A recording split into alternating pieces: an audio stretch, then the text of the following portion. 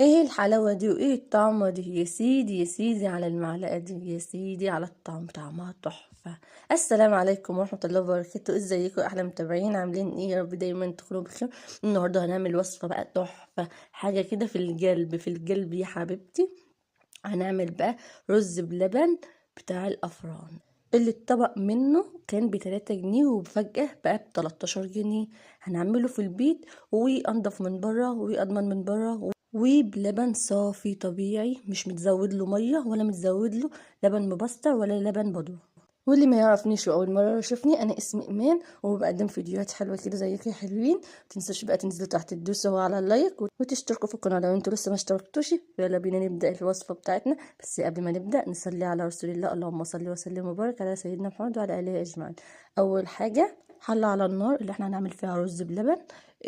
ربع كوبايه رز وعليها 4 كوبايات ميه، 5 كوبايات ميه علشان الميه ما تنشفش مننا، ونسيبها ونوطي عليها لحد لما يستوي خالص. وبعد كده في نفس الحله هنحط عليها كيلو لبن، كيلو من اللبن الحليب ده. بعد لما الرز بتاعنا يكون مستوي ونفش معانا كده في الحله، هيبتدي يسخن معانا اللبن. نحط بقى في المرحله دي هنحط فانيليا. الفانيليا بتتحط لما اللبن يكون سخن علشان الطعم يكون قوي وريحة الفانيليا تطلع كده. هنحط بقى السكر حسب الرغبة، هنسكره، هنخليه سكره مظبوط كده. السكر اللي انا حطيته مش بمقدار، انا دقته كده، لقيته الطعم اللي انا عايزاه خلاص. بقى السكر حطيت شوية كمان علشان اظبط السكر بتاعي ويطلع مسكر زي ما انا عايزاه. وحطيت معلقة سمنة بلدي، نص معلقة سمنة بلدي اللي انت عايزاه. السمنة البلدي هتخليه زي بتاع المحلات. وهنا 5 معالق نشا على نص كوباية لبن او مية وندوبهم. النشا انا بحب النشا في المهلبية او في الرز بلبن تكون كتيرة، ومحتاجش تاني نشا، يكون ماسك نفسه كده. وبنسيبه يغلي على نار هادية لحد لما يتسبك كده والقوام يتقل، علشان لما تبرد تبقى ماسكة نفسها ما تكونش فيها مية. هنا بقى العلب دي انا كنت بجيبها رز بلبن من بره، وبعد لما بناكلها بنغسلها، وممكن تشتريها من اي محل كده بالواحده. بس العلبه دي احنا كنا بنشتريها فيها رز بلبن. كنا اول خالص، اول لما مكة كانت صغيره كنا بنشتريها ب3 جنيه. الايام دي ب15 باين او ب13. كل مره كنا بنجيب كنت بعمل الاطباق دي علشان علشان لما يجي اليوم اللي انا اعمل فيه رز بلبن ابقى اعملها زي بتاع بره واحطه في الافران. هنا خلاص صبيت العلب دي ممكن تشتريها من اي بتاع اطباق فل او محل متخصص في الفل والألمون. هنا بقى هبدأ اعرف في الاطباق الازاز بتاعنا. اي اطباق دي هحط عليها جوز هند وزبيب. وهنا هغرف الطبق الزغنطوط ده هعمله المكوكة. وهنا بقى هبدأ احط الاطباق اللي احنا مجهزينها في الفرن علشان تاخد وش بالشكل ده. وكنت عاملة اطباق كمان اللي هي ستانلس اللي هي مدورة، حمرتها كمان.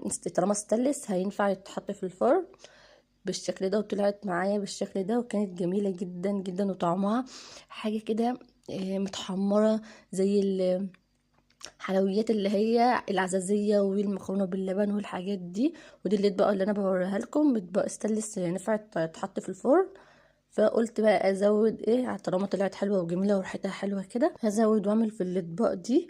وبجد كانت تحفه. ونسيبها، عايزين تاكلوها بقى سخنه كده تمام. لما تبرد شويه الاحسن تسيبوها تبرد شويه، تغطوها باي صينيه باي حاجه. لما بتهدى كده وبتبرد بتكشكش كده وبتطلع زي بتاع المحلات الرز بلبن المكشكش.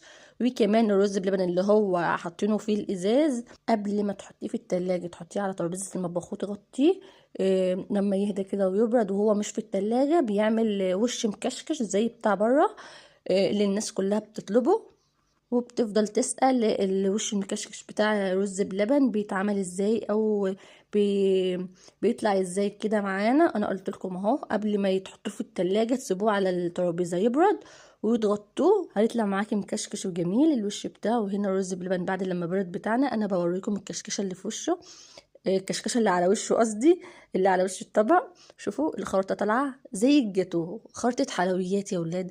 والله العظيم يعني تنفع تبقى سهله كده وتقدموها للضيوف. هتقدموا دي للضيوف، تقدموها للضيوف. حلويات دي ولا مش حلويات يا بتوع المدارس يا متعلمين؟ حلويات طبعا زيكم يا حلويات. اتمنى الفيديو يكون عجبكم، والوصفه بتاع النهارده كانت لذيذه عليكم كده وخفيفه عليكم، تجربوها ان شاء الله في الف هنا. ما تنسوش بقى تروحوا معانا على الصفحه بتاعتي على التيك توك وتعملوا لي متابعه. هسيب لكم لينك الصفحه تحت في صندوق الوصف. والسلام عليكم ورحمه الله وبركاته. اشوفكم في